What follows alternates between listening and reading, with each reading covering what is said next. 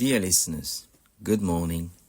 Today, I'm going to read the reports submitted by the United Nations Secretary General to the Security Council in 2024. A report about Central African Republic situations. Central African Republic, Report of the Secretary General. 1. Introduction.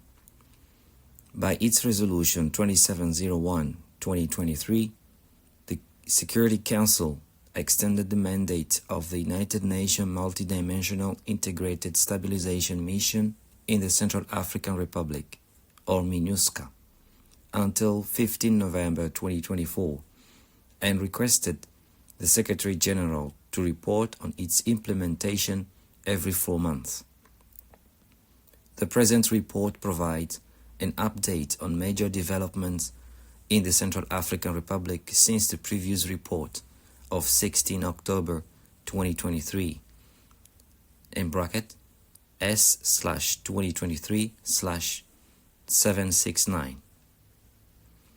2. Political situation. The political landscape was marked by divergent reaction from the political opposition and armed group leaders to the overture to dialogue by the President of the Central African Republic, Faustin-Archange Touadéra. Meanwhile, reported measures against the political opposition leaders and the arrest of a parliament member by national defense and security forces generated concerns of a shrinking political space. MINUSCA continued to use its good offices to promote inclusive dialogue, furthering efforts to consolidate gains made in advancing the peace process at the local level. Political developments. Debate around the President's willingness to engage in political dialogue with all political actors continued. On 5 November 2023, in France and Europe, the Ad Hoc Committee for Revival of the Political Party, Kwanakwa, issued a communiqué indicating its interest in participating in a dialogue process. And on 5 December, Kwanakwa informed MINUSCA by letter of exiled members returned to the Central African Republic and the imminent resumption of the party's activities in the country. In a radio interview on 27 November, Anissé Georges de Loguélé, on behalf of the Bloc républicain pour la défense de la Constitution de 2016, affirmed that the Bloc had neither lobbied nor advocated for the proposed dialogue and would not engage on the grounds that it would validate the new constitution.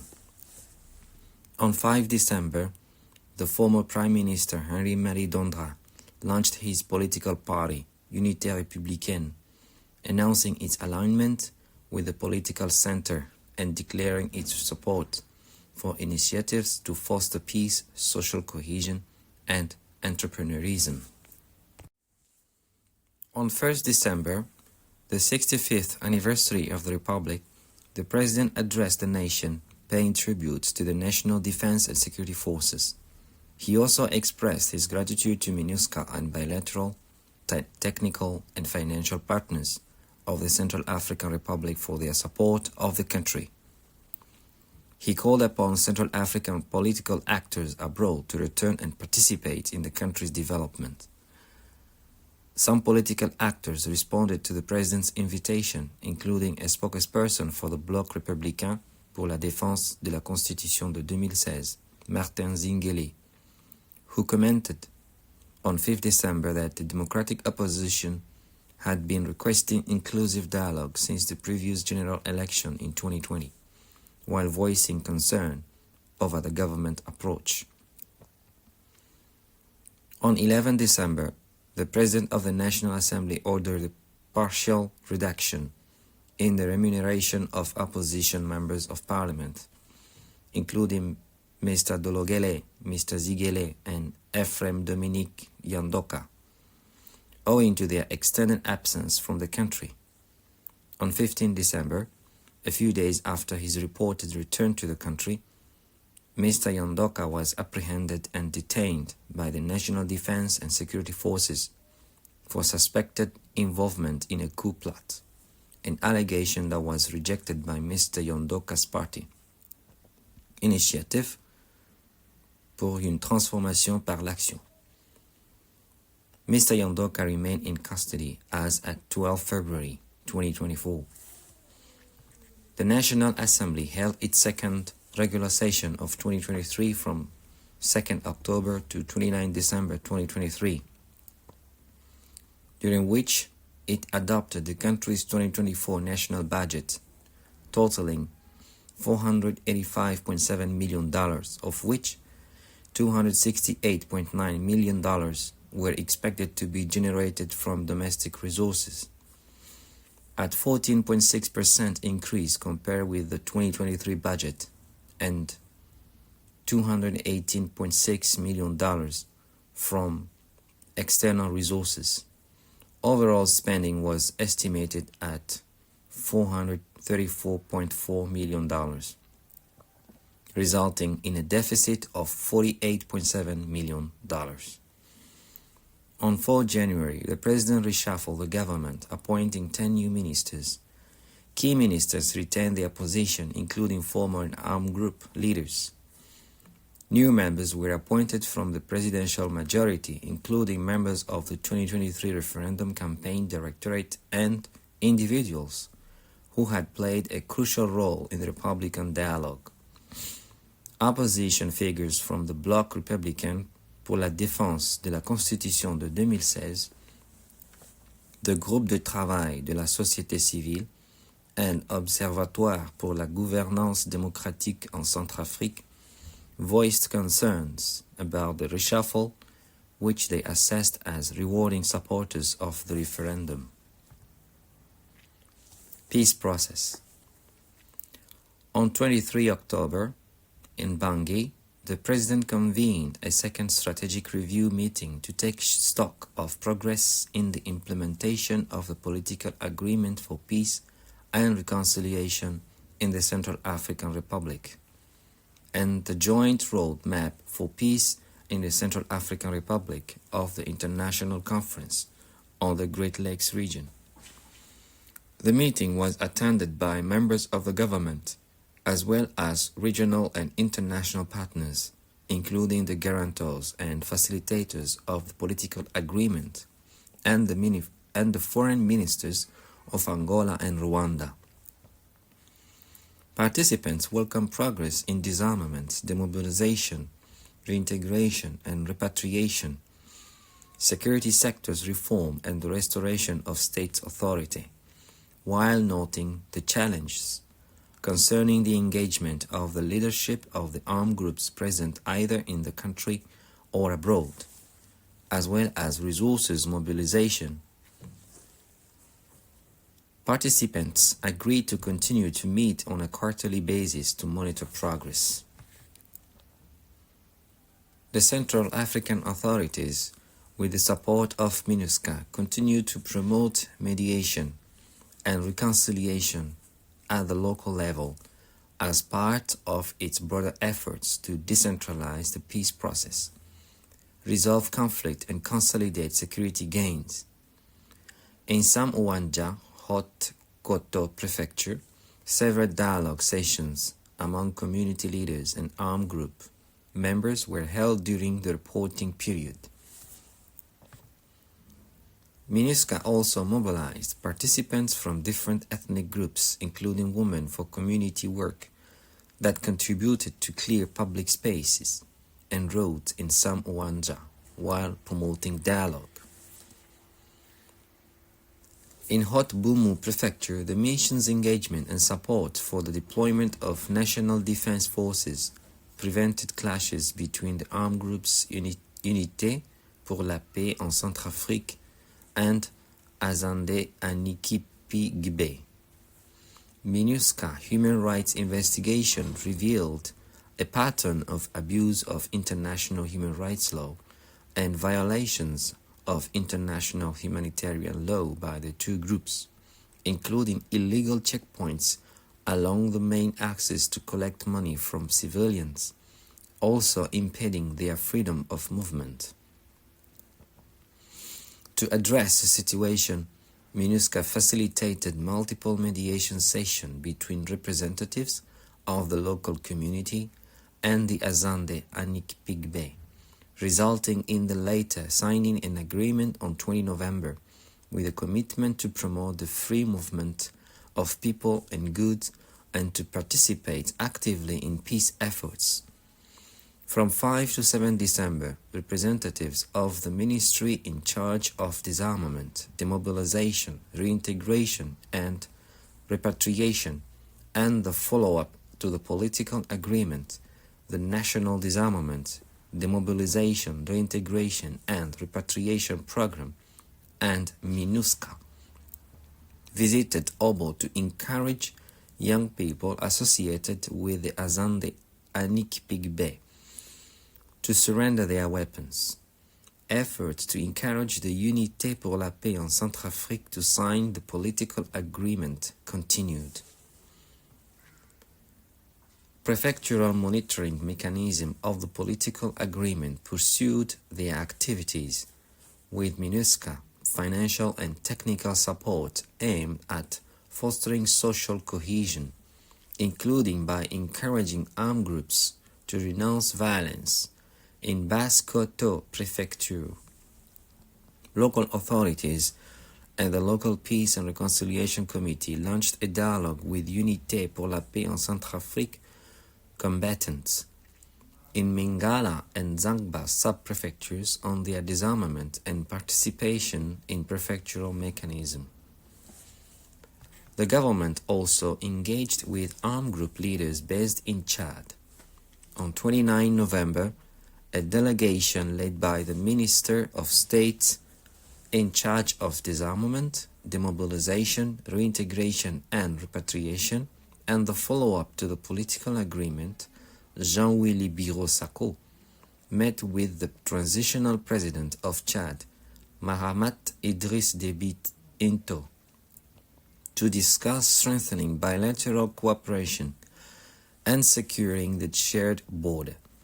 The delegation also engaged with the leader of the armed group movement Patriotique pour la Centrafrique, Mahamat Al-Khatim, who reiterated the group's decision to withdraw from the coalition des Patriotes pour le Changement. Subsequently, on 30 November, a joint communiqué was issued, co-signed by Mr. Al-Khatim, Mr. Sako, and the Minister for Public Security and Immigration of Chad, Mahamat Sharfadin Marghi, stating the commitment of Mr. Al-Khatim and the movement Patriotique pour la Centrafrique to return to the political agreement and appointing Mr. Marghi as facilitator. However, on 24 December, 16 members of the movement Patriotique pour la Centrafrique dissociate themselves from the agreement and reiterated their commitment to the coalition des Patriotes pour le Changement. Electoral process. On 26 January, the National Assembly adopted a new electoral code, a necessary step for local elections and the 2025 presidential and legislative elections. Subject to its promulgation by the President, the code introduces gender quotas for party lists, a 7-year term for the President, members of Parliament, regional representatives, and municipal councillors, eligibility criteria that exclude members of armed groups and instigators of rebellions, and more stringent nationality, education and physical presence conditions, among others, for presidential and legislative elections.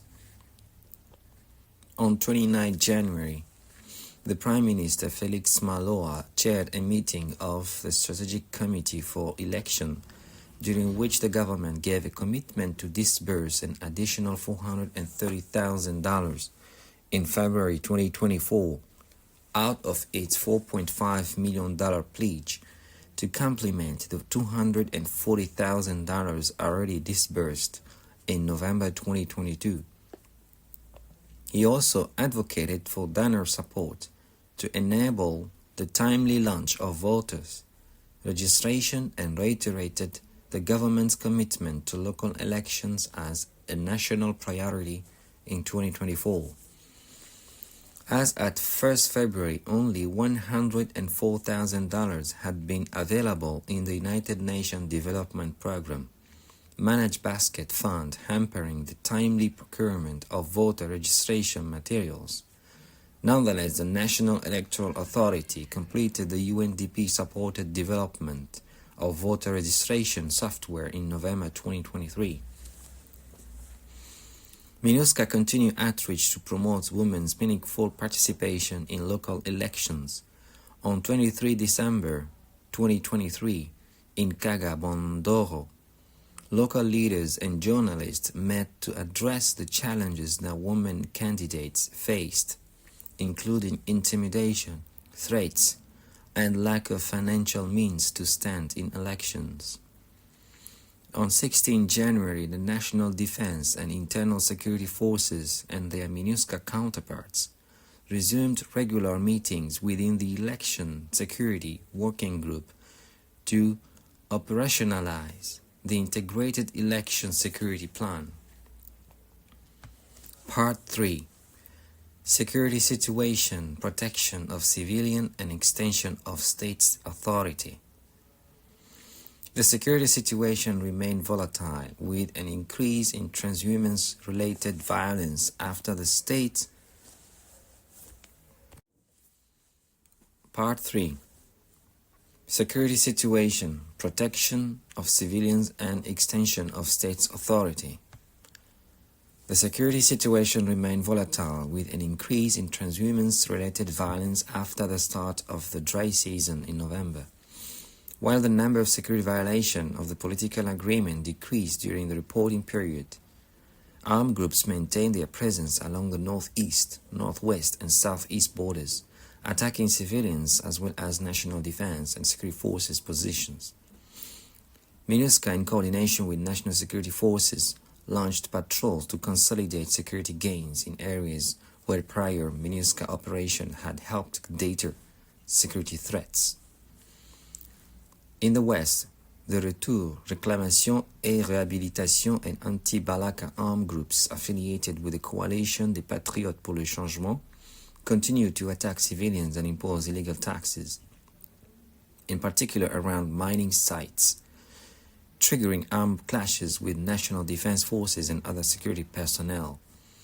From 19 to 29 October, national defense forces and other security personnel conducted aerial operations against armed groups in the most populated mining sites in Wuhan Prefecture, resulting in an unidentified number of casualties, including former Mouvement Patriotique pour la Centrafrique local leader Adjei Adjadj, other combatant and artisanal miners near the northwest border in Nana Mambere and Wuhan Prefecture. Retour, Réclamation et Réhabilitation combatants used violence and kidnapping to regain control of mining sites. On 18 November, they kidnapped 5 international mining workers in the Zongo mines, who were released on 14 December. Cattle theft at the start of the transhumance period led to reprisal by Retour, Réclamation et Réhabilitation combatants against the national defense forces and civilian population. On 21 December, a group of suspected Retour, Réclamation et Réhabilitation combatants attacked a national defense forces position in Zakondu, Limpande Prefecture, reportedly in retaliation for cattle thefts and extortion incidents by national defense forces against Fulani herders. 22 civilians and 1 soldier were killed, and some 3,500 civilians displaced. MINUSCA established temporary operating bases in Kowone and Pakele and facilitated the delivery of humanitarian assistance by air, given the transportation challenges caused by damaged bridges. The mission redoubled its effort to support transhumance in 6 identified hotspots across the country. On 9 November, in Paoa, Limpende Prefecture, intercommunal clashes occurred following the alleged murder of a member of the Christian community by a Muslim individual. A mob destroyed Muslim-owned homes and properties following the refusal to the local gendarmerie to hand over the suspect they had arrested. MINUSCA responded by deploying patrols to secure the area and supported operation of National Defense and Security Forces. The mission also engaged with local authorities to raise awareness on social cohesion and held mediation sessions between the communities to diffuse tensions. In the center of the country, armed groups attacked positions of national defense and security forces as well as humanitarian workers, displacing civilian and affecting humanitarian access. Unité pour la paix en Centrafrique combatants remain concentrated in Mangala, Pulubu and Zangba, Basekoto Prefecture, posing a threat to civilians along transhumance routes. MINUSCA installed temporary operating bases in Boyo, Grimari, Kuango, Mbres, Takbara and Zangba, and increased its long-range patrols in Alindao and Bambari.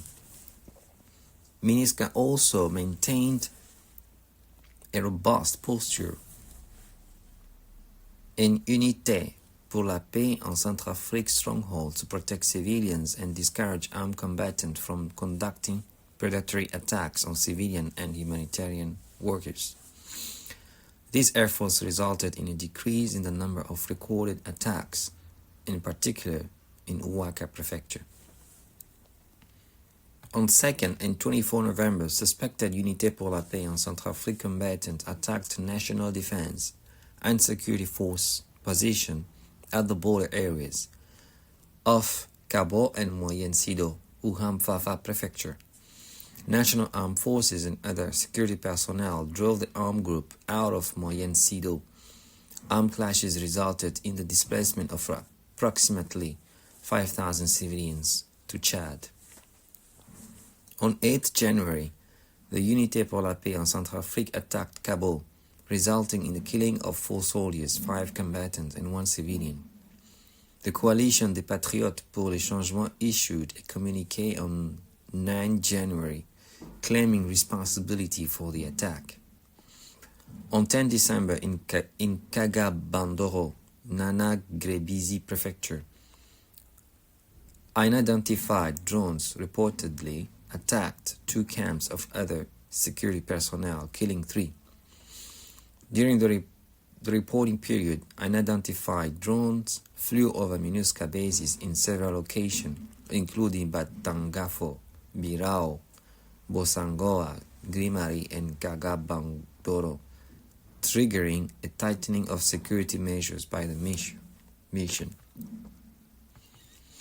The security situation along the border areas in the east continued to deteriorate owing to incursions of armed combatants from the Sudan and a reported increase in the recruitment and movement of armed groups along the border with Chad.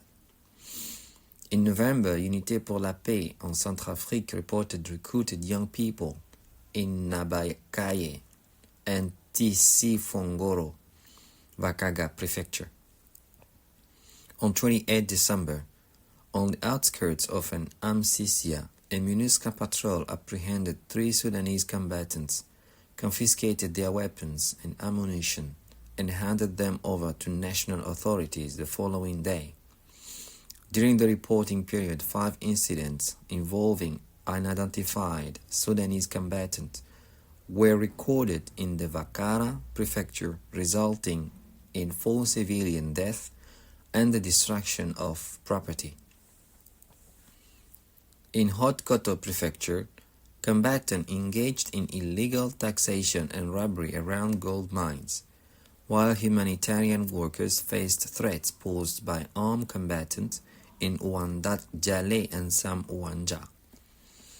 On 29 December, suspected party to Rassemblement de la Nation Centrafricaine combatants fired at a MINUSCA patrol in the vicinity of Ouda, in Haute-Koto Prefecture. No casualties were reported. In Haute-Bomu Prefecture, following an increase in incidents by combatants in the second half of December, MINUSCA launched patrol with National Defense Forces along the Zemiomboki-Obo axis and renewed dialogue with local leaders to diffuse intercommunal tension, including the targeting of the Muslim community. In Bangui, the security situation remained relatively calm. Recorded criminal incidents decreased compared to the previous reporting period. MINUSCA increased night patrols in the 5th and 6th districts of Bangui and continued regular patrols throughout the capital to preempt criminal activities. The government finalized a 10-year action plan to operationalize the National Border Management Policy adopted in September 2023. With the support of MINUSCA and international partners' support. In accordance with the action plan, the government with MINUSCA and United Nations country team support launched a project to establish national interagency border patrol posts in key locations along the border with Chad. Protection challenges related to explosive ordnance remained, in particular in Mambere, Kadei, Nana Mambere, Ouaka and Uhampende Prefecture.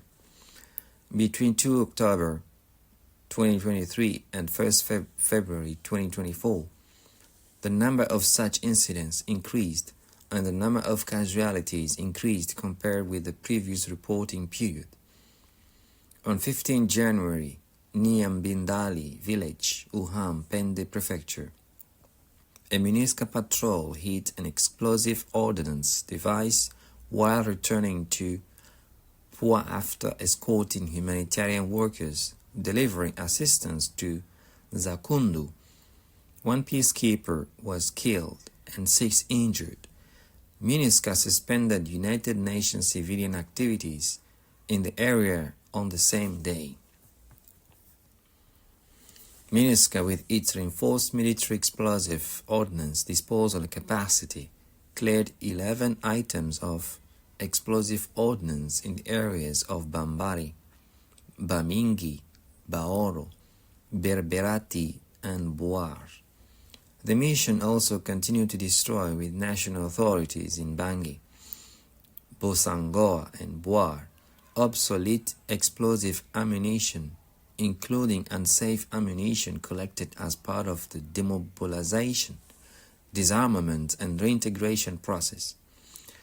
The mission conducted risk education sessions for civilians, including women and girls in local communities, mainly in the Bria and poor areas. MINUSCA conducted a 5-week training session in Bangui for the National Defense Forces from 6 November to 19 December 2023. And initiated an 8-week training on 15 January aimed at helping to build the capacity of the forces in explosive ordnance disposal.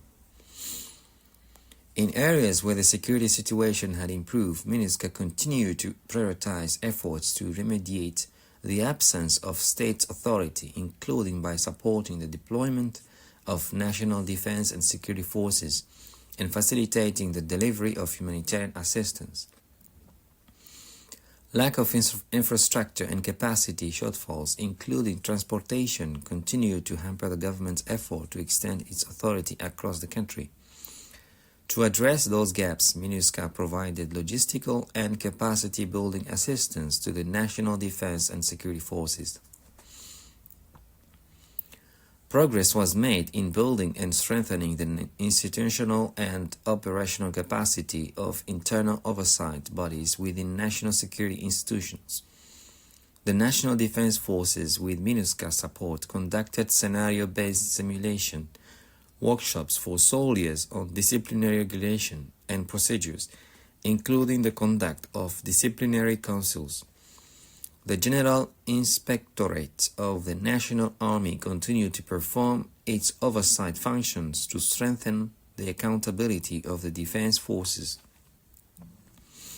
From 9 October to 8 December, the General Inspectorate undertook 3 inspection visits to Bambari, Berberati and Boar with MINUSCA to assess the working and living conditions of military personnel and raise awareness on international humanitarian law, protection of civilians, and gender mainstreaming.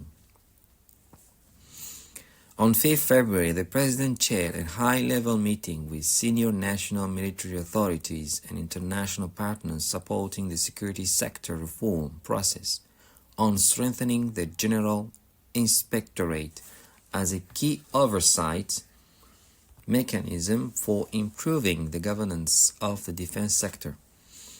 MINUSCA continued to support the training and deployment of internal security forces personnel to enhance their capacity to engage with communities and to investigate criminal cases, including conflict-related sexual violence. The National Commission to Combat the Proliferation of Small Arms and Light Weapons and MINUSCA conducted joint quality assurance and assessment to visits to storage facilities in Bangui, Bosemptele, Boar, Damara, Pua, and Sibut, and recommended rehabilitation of storage facilities in those locations. On 20 December, the National Commission, with MINUSCA support, launched a 3-day operation to place markings on 450 gendarmerie firearms in Bangui and conducted training on weapons record keeping. The government continued to deploy civil servants to the region with MINUSCA support, with an increase in their presence outside of Bangui from the prior reporting period. MINUSCA worked in close coordination with strategic partners, including the United Nations Country Team and international financial institutions, to mobilize resources in support of the government's efforts to restore state's authority in remote areas. In October 2023, the World Bank began to disburse $50 million to cover the salaries of civil servants in 7 ministries in the areas of education, health, agriculture, and social protection. In January 2024, the World Bank initiated a 5-year local governance and resilience communities project to support the decentralization of state authority and services. MINUSCA continued to implement community violence reduction programs in areas affected by armed group activities and intercommunal violence, namely Bamingi, Bangoran, Bangui, Hotkoto, Kemo, Mbomu, Uham Fafa, Nanamambere, Uham, and Bakaga Prefecture. They include projects for the rehabilitation of infrastructures and roads, which have made a significant contribution to facilitating the protection of civilians and access to humanitarian aid in remote areas. 4. Human rights and the rule of law. Human rights. Human rights concern persisted. The number of human rights violations and abuses increased by 30% during the reporting period, and the number of victims increased by 7%. In Haut-Mbomu Prefecture, human rights investigation by MINUSCA between October and December identified attacks on civilians by the Azende Anikpi and Unité pour la Paix en Centrafrique armed groups, including killings, rapes, and lootings in Bambuti, Mboki, Obo, and Zemio. Conflict-related sexual violence continued to be documented, with an increase in Uham Pende Prefecture on the Paoua, Bilakare, and Paoua Talei axis. The ability to respond and to address such violations was impeded by the absence of security forces and the impassable condition of the road to Bilakare. Conflict-related sexual violence, which is usually underreported, continued to be committed to control a territory, gain access to natural resources, or punish the population. From 13 to 17 November, the Special Representative of the Secretary General for Sexual Violence in Conflict visited the Central African Republic to engage with national authorities, in particular on the implementation of the 2019 Central African Republic and United Nations Joint Communiqué for Preventing Conflict-related Sexual Violence. From 15 to 17 November, the Office of the Special Representative and the Minister Counselor to the Presidents to Combat Sexual Violence in Conflict established recommendation in a high-level roundtable on accountability for conflict-related sexual violence that will serve as a roadmap to strengthen the judicial response to conflict-related sexual violence. Grave violation against children persisted, mostly in the form of rape, other form of sexual violence, abduction, recruitment, and use of children comprising the majority of grave violation. The majority of such violations were committed by the armed groups, predominantly by the coalition des Patriotes pour le Changement faction, followed by unidentified perpetrators. During the reporting period, MINUSCA initiated a dialogue on child protection with the Azande Anik Pigbe militia to prevent the recruitment and use of children and other grave violations.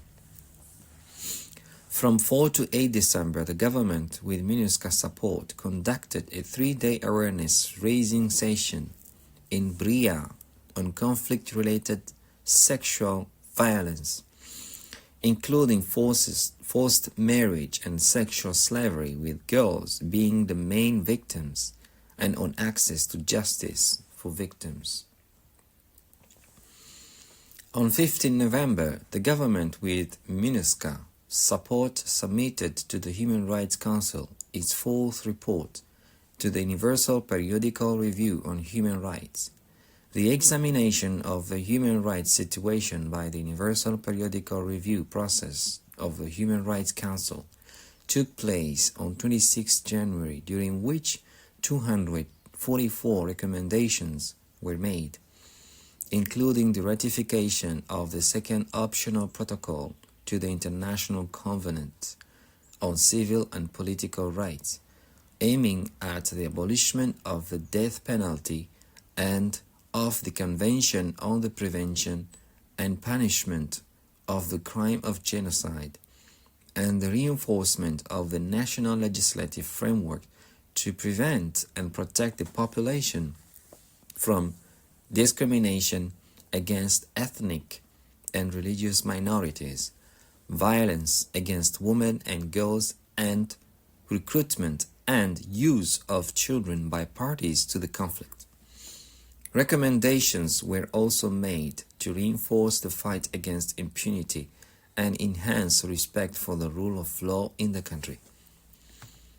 On 11 December, during the commemoration of the 75th anniversary of the Universal Declaration of Human Rights, the government pledged to establish a national mechanism for the prevention of torture and reaffirm its commitment to implement the newly adopted national human rights policy to meet its obligation under international human rights treaties. As part of the same commemoration on 9 December, MINUSCA supported the Ministry of Justice, the National Commission on Human Rights and Fundamental Freedoms, and the University of Bangui to organize a series of human rights events across the country, aimed at creating awareness and mobilizing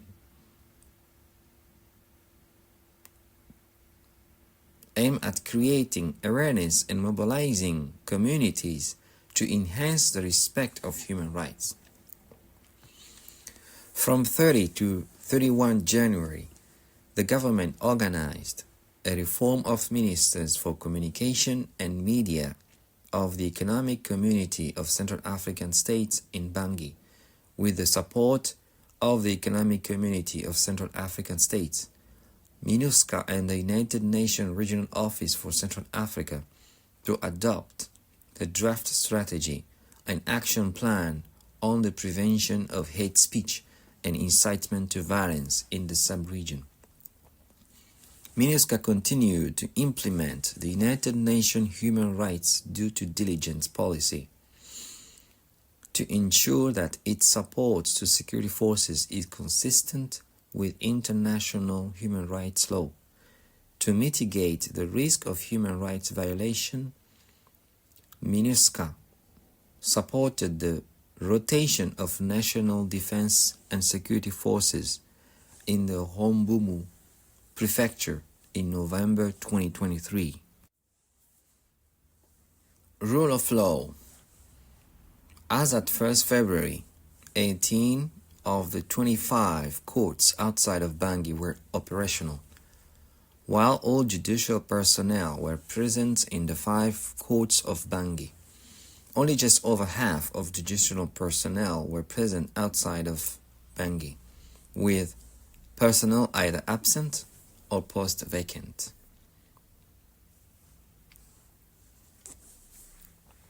On 30 October, the Bangui Court Martial resumed criminal hearings after a 2-year hiatus. On 4th December, the Bangui Court of Appeal launched its 3rd criminal session of 2023. In total, 37 of the 51 cases on the docket were tried, as had been done in the previous criminal session. The court continued to try cases concerning sexual violence in hearings closed or partially closed to the public, with preventive measures in place to protect the identity of victims and witnesses. On 17 January, the Bangui Court of Appeal tried and convicted Abdul Karim Mek Kassoua, former president of the National Assembly and leader of the political party Chemin de l'Espoir, affiliated with the political opposition bloc républicain pour la défense de la Constitution, in absentia. He was found guilty of the charges brought against him, including undermining the internal security of the state and his alleged involvement in and support for the coalition des Patriotes pour le Changement, which carried out attacks against state institutions in December 2020 and January 2021. He was sentenced to life imprisonment, forfeitures of all his assets, and deprivation of civic rights. In addition, the court also convicted and sentenced one individual to life imprisonment for the murder of 2 Moroccan peacekeepers during an attack against the village of Zemio on 3rd January 2017. On 5 December, the Special Criminal Court launched the trial of its second case concerning 10 individuals accused of war crimes and crimes against humanity committed in Delhi in 2020 during clashes between 2 factions of the Front Populaire pour la Résistance de la Centrafrique. Hearings were adjourned on 8 December and resumed on 16 January.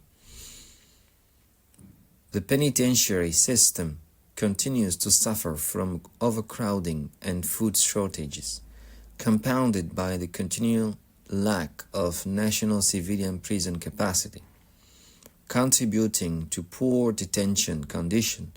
As a result, since 1st October, 14 prisoners have died and prison security have been affected. Since 1st October, 41 prisoners have escaped from the prison in Bangassou. Berberati, Bosembele, Bria, Carnot, Ngaragba, and Nola, while an intervention by MINUSCA helped to quell a mutiny in Bria prison on 25 November. On 7 February, National Defense and Security Forces and other security personnel responded to a mutiny at Bambari prison, during which 2 prisoners were reportedly killed or injured.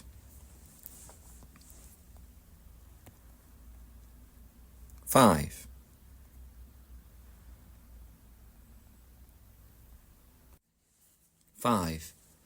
Socioeconomic and humanitarian situation. Despite the government's effort to stabilize fuel prices and accelerate economic and financial reforms, supported by the International Monetary Fund's Extended Credit Facility Program, the economic situation remains challenging. Forecasts for real gross domestic product growth have been revised downwards to 1%. Inflation, which was projected at 6.3% at the beginning of the year, had been revised slightly upwards by the International Monetary Fund to 6.5% by the end of 2023. Budget support increased by 22% to around $59.3 million with the support of the World Bank and the African Development Bank. Liquidity shortage of the state treasury. Liquidity shortage of the state treasury persisted, affecting the timely and regular payment of state officials' salaries during the reporting period. The government continued to pursue reforms such as the digitalization. The government continued to pursue reforms such as the digitization of tax and customs administrations to enhance revenue collections. Those reforms should enable the government to meet International Monetary Fund debt repayment schedules of around $37.5 million in 2024. In addition to repaying around $50.9 million in public bonds, along with other external and domestic debt. Since the establishment of the National Fund for Climate Change in the Central African Republic in May 2023, the government, with the support of the UNDP, expedited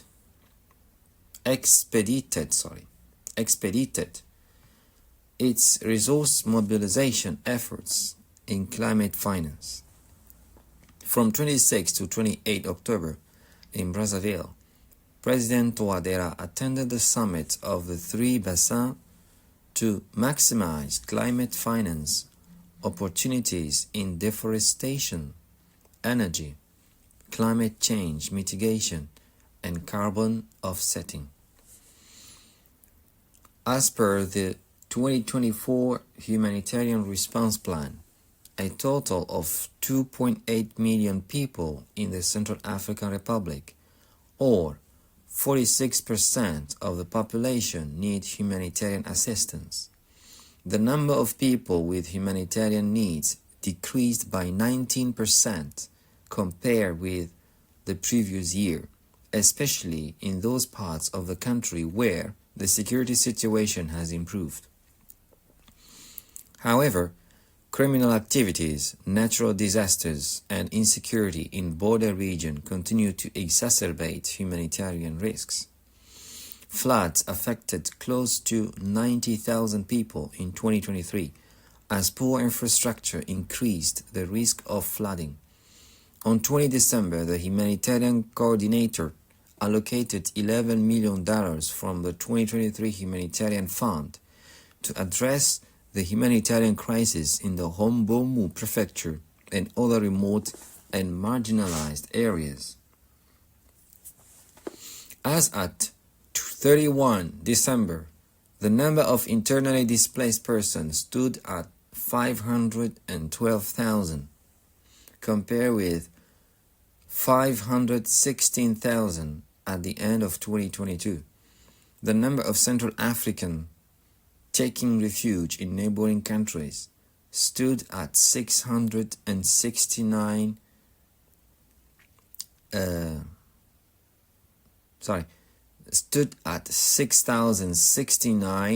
629. As of 31 December, a total of 65,440 refugees and asylum seekers were in Central African Republic, an increase of 82% compared with 2022, owing mainly to the outbreak of conflict in the Sudan and intercommunal fighting in southern Chad. Most refugees live with host families, adding pressure on already vulnerable households. On 31 October, in Bangui, the President convened the first statutory ministerial meeting of the Steering Committee of the Support Platform for Solutions in the context of forced displacement related to the Central African Republic. With the support of the Office of the United Nations High Commissioner for Refugees, representatives of the Government of Cameroon, the Central African Republic, Chad, and the Democratic Republic of the Congo, South Sudan, and the Sudan, agreed to use the platform as the main framework for comprehensive responses to protection for those who had been forcibly displaced by the Central African Republic crisis pursuant to the Yaoundé Declaration on Solution in the context of forced displacements related to the Central African Republic crisis of 27 April 2022.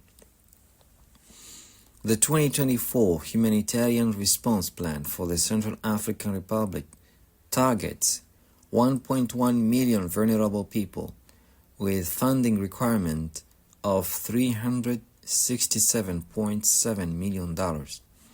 It is currently financed at 9.78%, leaving a funding gap of $332 million. In 2023, 56.3% of the $533.3 million funding requirement for the Humanitarian Response Plan was received, with which humanitarian partners provided assistance to 2.4 million people. The government pursued the preparation of the National Development Plan to succeed the National Recovery and Peace-Building Plan. By consolidating diagnostic reports and defining strategic objectives in accordance with the United Nations Sustainable Development Cooperation Framework. 6. United Nations Multidimensional Integrated Stabilization Mission in the Central African Republic. Performance optimization. MINUSCA developed a mission plan to guide the implementation of its political strategy to further strengthen mission-wide integration and coordination for the effective delivery of its mandate. The plan is aligned with the United Nations Sustainable Development Cooperation Framework and supports the integration of the mission with the United Nations country team, facilitating increased coordination and strengthening joint activities. The mission continued to strengthen the effectiveness of its early warning and rapid response capacity. In line with the action plan for the enhancement of peacekeeping intelligence, including the operationalization of the peacekeeping intelligence coordination mechanism. Weekly meetings of the mechanism contributed to the development of integrated security assessment, which informed operational planning and response to mitigate transhumance, violence, and criminality along critical transportation routes, and to monitor the movement of internal displaced persons and refugees. In addition to the mission's regular monitoring and actions to combat misinformation and disinformation, on 8 December 2023, the government and MINUSCA held a seminar co-chaired by the Prime Minister and the Special Representative of the Content of Security Council Resolution 2709 of 2023 and the achievements made under Security Council Resolution 2659 of 2022. The seminar was a strategic initiative to combat disinformation in the country by facilitating transparent communication and collaboration among government officials, the diplomatic community, and international partners. The initiative was then replicated at the prefectural level, with the field offices and local authorities holding 16 such events throughout the country in January 2024. MINUSCA continued to realign its military and police footprint with local administration boundaries to enhance coordination with the national defense and security forces. During the reporting period, quick reaction forces were deployed to hotspots in Diki, Gunda, Gordil, and Hot-Mbomu axis to rapidly respond to security threats while securing logistical routes to support its deployment along the Bangui-Mbomu-Hombomu axis. In addition, MINUSCA deployed its force to key areas bordering Chad, South Sudan, and the Sudan, namely Amdafok, Bambuti, and Markunda, and Moyen Sido. MINUSCA continued to face considerable challenges in terms of logistics, supply chain management, and transportation, owing to the inhospitable terrain. It therefore continued measures to enhance its capacity pursuant to its multi-year plan to improve its supply chain and operational and logistic capacities. During the reporting period, the mission rehabilitated and constructed 40 bridges and 4 ferries, and improved aviation infrastructure to support mobility. The transfer of some assets from the United Nations Multidimensional Integrated Stabilization Mission in Mali for MINUSCA operation further enhanced the latest logistics. MINUSCA continues to prioritize improving its cargo handling as well as improving ground and air mobility by, inter alia, acquiring and installing ballet bridges and increasing airlift capacity for efficient logistical support and casualty evacuation to improve living and safety conditions for personnel in remote bases, and further developing aviation infrastructure. During the reporting period, MINUSCA trained 202 military personnel, including 19 women, in practical explosive ordnance, threats mitigation, and conducted 19 awareness-raising sessions for 231 United Nations personnel, in bracket 58 women, and 253 humanitarian actors, in bracket 73 women. In line with the recommendation of the Independent Strategic Review of the United Nations Response to Explosive Ordnance Threats, MINUSCA started the construction of a Level 2 forensic laboratory in Bangui in January to support post-blast investigations and related judicial procedures.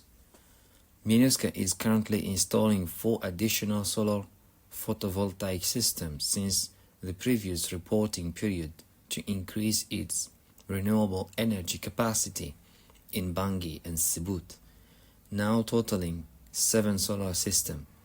MINUSCA has continued to improve the condition of the remaining temporary operating bases with respect to wastewater risks, as well as mitigation measures in all mission locations. MINUSCA distributed 10 portable drum incinerators for solid waste disposal in remote permanent and temporary operating bases in Bangui, Bosembele, Bria, Damara, Dekor, Grimari, Mbaiki, and Sibut. Safety and security of United Nations personnel. From 2 October to 5 February 2024, security incidents involving United Nations personnel were recorded, representing an increase compared with the previous reporting period. 5 personnel died during the reporting period, 1 in a mine incident, 3 from road traffic accidents, and 1 of illness. Between 2 October and 28 December, MINUSCA recorded 4 violations of the Statute of Forces Agreement, compared with 3 incidents recorded during the previous reporting period, as well as the obstruction of entry and confiscation of passports of some United Nations contractors working on a key peacekeeping intelligence capability of the mission. MINUSCA continued to raise these violations with the Ministry of Foreign Affairs and other relevant national stakeholders, including the highest government officials, who expressed their commitment to addressing the violation. On 22 December, the government issued a new circular revoking standing procedures on the use of uncrewed aerial vehicle in the Central African Territory and reinforcing controls on them, including suspending their use and prohibiting night flights, effectively grounding MINUSCA uncrewed aerial vehicles. Serious misconduct, including sexual exploitation and abuse. Between 1 September and 31 December, MINUSCA recorded 15 allegations of sexual exploitation and abuse, including 3 incidents from 2023 and 12 between 2017 and 2021. In total, 11 allegations related to alleged incidents implicating military personnel from 5 troop-contributing countries. 5 of the allegations are pending the appointment of national investigators. 3 allegations involving civilian personnel and 1 police personnel are pending United Nations investigations. The mission referred 23 alleged victims, including 4 children, to humanitarian partners for assistance. MINUSCA pursued the implementation of its enhanced prevention of misconduct strategy among personnel through training sessions and outreach campaigns. The implementation of vocational skills training projects for vulnerable members of the population, funded by the Trust Fund in support of victims of sexual exploitation and abuse, is progressing steadily and has so far equipped 220 beneficiaries, including 121 victims of sexual exploitation and abuse, with vocational skills. To date, MINUSCA has established 38 local prevention and response networks in high-risk areas to support its decentralized and integrated approach to preventing and responding to sexual exploitation and abuse. 7. financial considerations. The General Assembly, by its Resolution 77/307 of June 30, 2023, appropriated the amount of $1,145,000 for the maintenance of the mission for the period from 1st July 2023 to 30 June 2024, as at 31 January 2024, unpaid assessed contributions to the special account for MINUSCA amounted to $421.6 million. The total outstanding assessed contributions for all peacekeeping operation as at that date amounted to $2,838,000. Reimbursement of the cost of troop and formed police personnel, as well as for contingent owned equipment, has been made for the period up to 30 September 2023. 8. Observations. The peace process continued to advance incrementally, with the organization of the second strategic review meeting demonstrating the government's continued ownership and commitment to pursuing the implementation of the political agreement and the joint roadmap. I urge the government to build on the momentum created by the return of the leader of the mouvement patriotique pour la Centrafrique, Mr. Al-Khatim, to the political agreement and follow through with the demobilization, disarmament, repatriation and reintegration of the group's combatants. I also urge the government to pursue its dialogue with the armed groups within the framework of the peace process, while calling on all armed groups to lay down their weapons and participate in the latter without delay. It is essential that peace and political gains be accompanied by sustained expansion of state authority, with tangible peace dividends realized by the people of the Central African Republic. I therefore commend the ongoing mediation and reconciliation efforts where coordinated stabilization efforts by the National Defense Forces and MINUSCA have created an environment conducive for the decentralization and advancement of the peace process. I take note of President Touadéra's commitment to maintaining political space.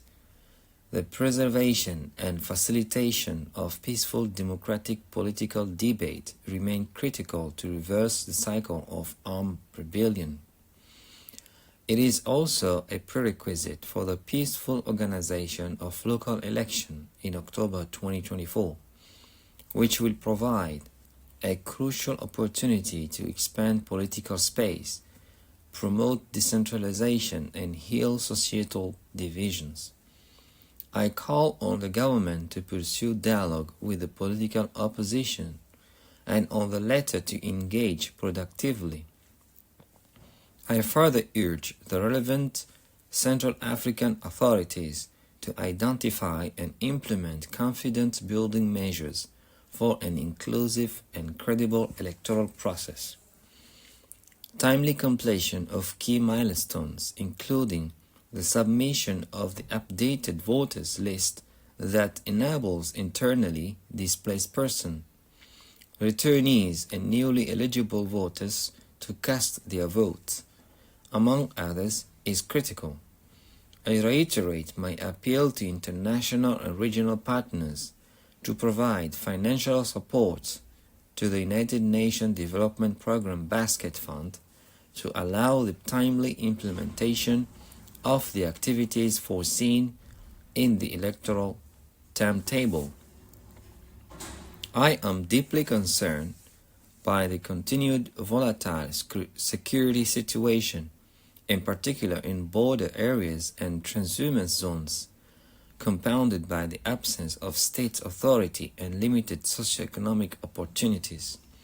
MINUSCA's support to the national security forces to stabilize geographical hotspots continues to make a difference, as illustrated in Nzakundu, where the integrated efforts of the government, MINUSCA and the United Nations country team secured the locality, assisted the population and ensured the delivery of humanitarian assistance. Early warning and prevention mechanisms are imperative in preventing transhumance-related violence, and in this regard, efforts by MINUSCA to improve the efficiency of its information collection systems to assess threats, improve its preventive and preemptive posture, and provide reliable community protection remain critical. I welcome the government's initiatives to implement the national border policy by working with international partners on a 10-year action plan. Nevertheless, the porosity of the country's border continues to remain a significant challenge and poses severe risks for civilians, as witnessed in the northwest, particularly in Limpende and Wuhan Prefecture. The Central African Republic alone will not be able to address the security will not be able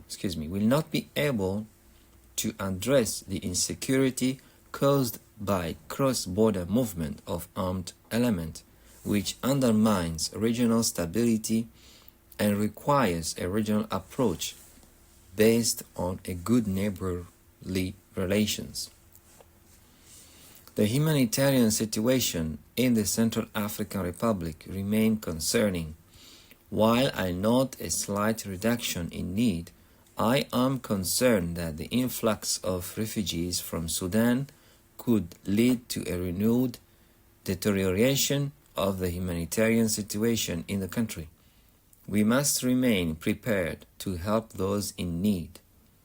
I appreciate the support of the international community to the Central African Republic humanitarian appeal and call their enhanced support to address the most urgent needs of the population in distress.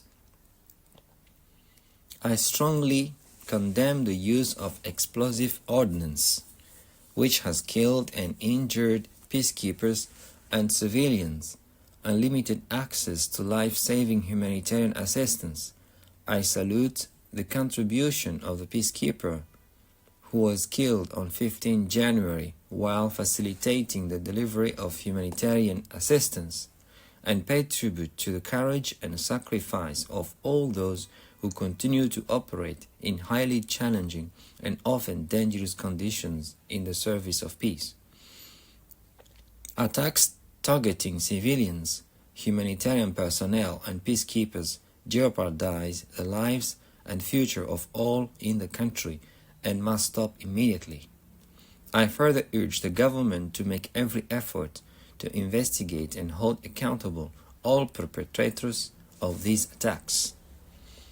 In the context of challenging economic conditions, I welcome the support of partners to the Central African Republic and urge greater and sustained support to the country and its people. Socio-economic development is essential for the country's sustainable peace and stability. I encourage the continued engagement of the government and partners to support social service delivery and recovery initiatives to bolster socio-economic opportunities, in particular at the local level. The liquidity shortage of the state's treasurers continues to affect the timely payment of civil servant salaries. I therefore commend the government's pursuits of reforms that enhance revenue collection. Continued violation and abuses of human rights, conflict-related sexual violence, and violation of international humanitarian law perpetrated by all parties to the conflict are unacceptable and must stop. I urge all parties to the conflict to end immediately and prevent human rights violation abuses in accordance with international human rights law.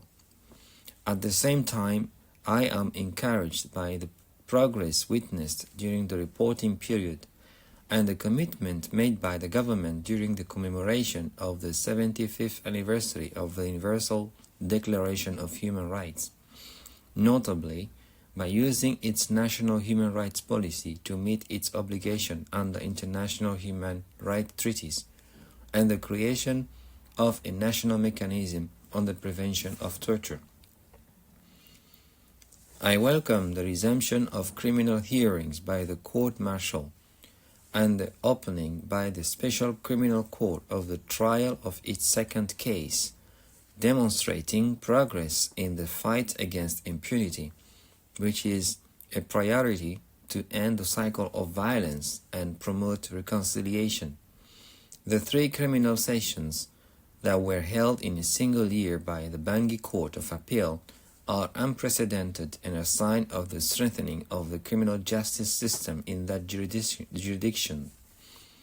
I also welcome the trial of the case concerning the 2 Moroccan peacekeepers killed during an attack against the village of Zemio on 3 January 2017.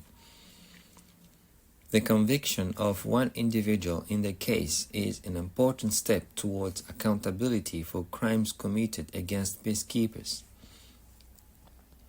I condemn any act of sexual exploitation and abuse by the United Nations personnel and reaffirm my commitment to zero tolerance for any such incident. I call upon all troop and police contributing countries to uphold their obligation by addressing allegations referred by the United Nations with a view to holding perpetrators accountable and ensuring the resolution of paternity claims. I salute the progress made by the government in its effort to extend the state's presence in historically marginalized areas, including through the development of civil servants to these regions, with the support of MINUSCA. However, limited infrastructure continues to pose challenges to consolidate the hard-won gain made. Investment will be necessary to enable MINUSCA to support the government for the sustainable restoration of state authority and to continue to provide a rapid response to security threats. I encourage all stakeholders, including troop contributing countries and other partners of the Central African Republic, to support the enhancement of the mission's mobility, logistics, intelligence, and early warning capacities, which are crucial to protecting civilians and for the safety and security of peacekeepers.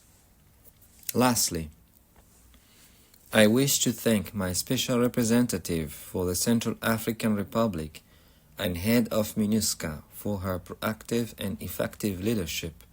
I remain grateful for the dedication of the civilian and uniformed personnel of MINUSCA and the United Nations country team in performing their mandate, often in difficult contexts, and I highly appreciate the mission's troop and police contributing countries. Finally, I wish to express my gratitude to regional, multilateral, and non-government organizations and all other parties,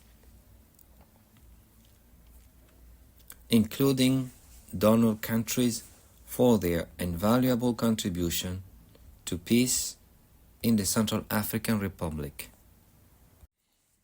That is the end of the report of the United Nations Secretary General to the United Nations Security Council.